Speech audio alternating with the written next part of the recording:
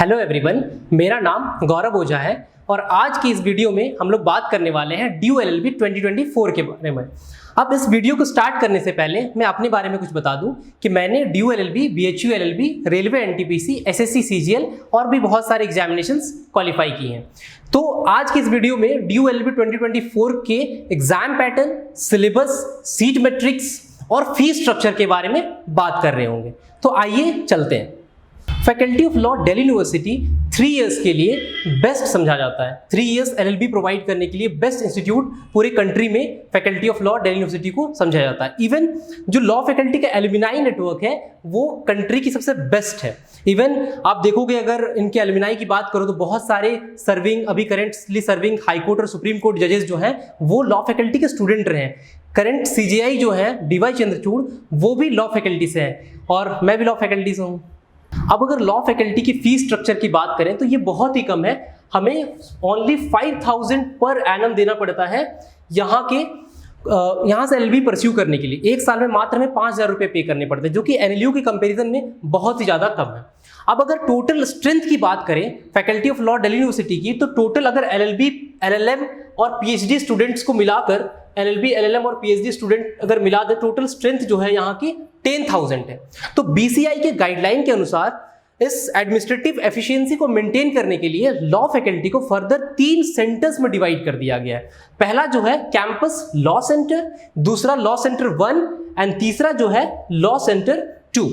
आप अगर पूछोगे कि इन तीनों सेंटर्स में मेजर डिफरेंस क्या है, तो मैं यही कहूंगा कि इन तीनों सेंटर्स में मोस्टली जो डिफरेंस है वो टाइमिंग्स की है। कैंपस लॉ सेंटर जो है वो 8:30 to 3:30 तक रन करती है, 8:30 बजे सुबह से लेके 3:30 बजे शाम तक। अगर लॉ सेंटर 1 की बात करें तो 2 बजे से लेकर 7:30 बजे तक शाम तक ये चलती है। लॉ सेंटर 1 के टाइमिंग्स के लिए मोस्टली जो प्रोफेशनल लोग होते हैं, जो जॉब कर रहे होते हैं, वो लॉ सेंटर 1 को चूज करते हैं ताकि सुबह वो अपने काम को कंप्लीट करके 2 बजे से 7:30 बजे तक वो अपनी क्लासेस ले पाएं लॉ सेंटर 1 में। लॉ सेंटर 2 की अगर टाइमिंग की बात करें तो सुबह के 8 बजे से लेकर दोपहर के 2 बजे तक लॉ सेंटर 2 चलती है।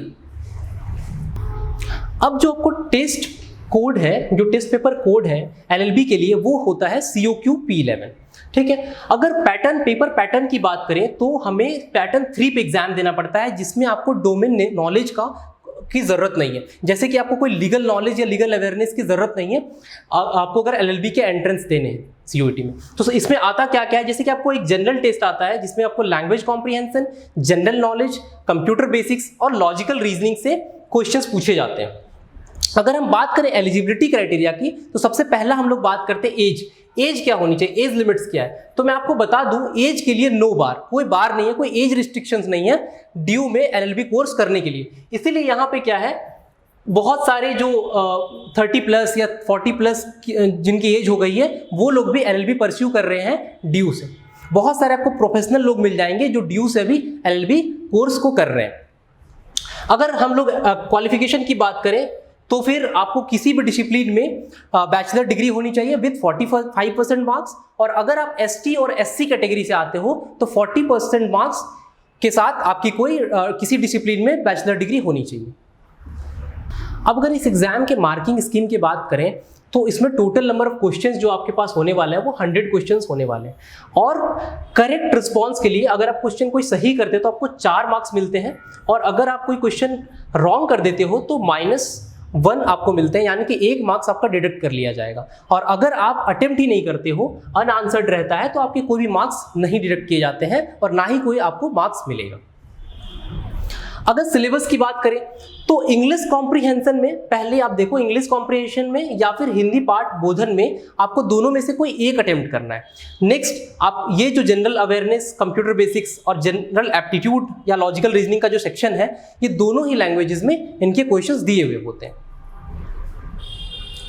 अगर हम लोग सीट मैट्रिक्स की बात करें कि फैकल्टी ऑफ लॉ में टोटल कितने नंबर ऑफ सीट्स है एलएलबी कोर्स के लिए, तो ये जो मैटर है डिस्प्यूटेड है, सब जुडाइस है। इसका केस जो अभी चल रहा है कोर्ट में कि Joginder versus union of India का, तो ये मैटर ऐसे तो डिस्प्यूटेड सीट है ये, लेकिन फिर भी अगर हम लोग रफली देखें तो 3000 सीट्स जो है एलएलबी कोर्स में आपको मिल जाएंगे। मैंने ब्रीफली सारे पॉइंट्स कवर कर लिए हैं ड्यू एलएलबी के बारे में। अगर आपको इससे रिगार्डिंग कोई डाउट है तो आप कमेंट सेक्शन में उस डाउट को लिख सकते हो, मैं पर्सनली उन डाउट्स को खुद रिप्लाई करूंगा कमेंट्स में। तो आज के लिए इतना ही ड्यू एलएलबी के बारे में। Thank you.